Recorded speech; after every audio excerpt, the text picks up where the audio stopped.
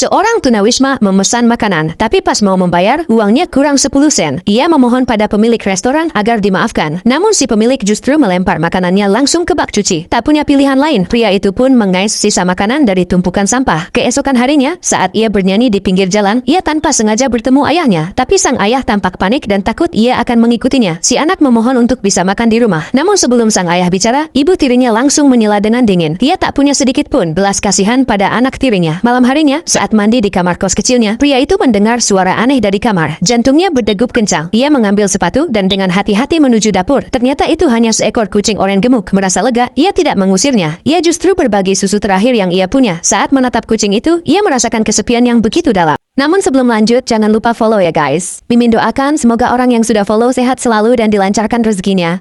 Setelah kucing itu selesai minum, ia membuka jendela untuk menyuruhnya pergi. Tapi kucing itu menolak. Ia menatapnya dengan mata penuh kepercayaan dan ketergantungan. Pria itu akhirnya membiarkannya bermalam. Keesokan paginya, ia mengetuk pintu dari rumah ke rumah, menanyakan apakah ada yang kehilangan kucing. Tapi tak seorang pun mengakuinya. Tak ada pilihan lain, dia pun melepasnya. Namun saat ia pulang di malam hari, kucing itu sedang duduk di depan pintunya. Saat ia mendekat, ia melihat kucing itu terluka. Dengan cepat, ia menyelimutinya dengan jaket dan membawanya ke gadis tetangga untuk meminta bantuan. Gadis itu membalut lukanya dan memberitahunya soal klinik hewan gratis. Kucing itu pun dirawat. Tapi saat pria itu hendak berterima kasih dan pergi, resepsionis mengatakan bahwa obatnya tetap harus dibayar seharga $22.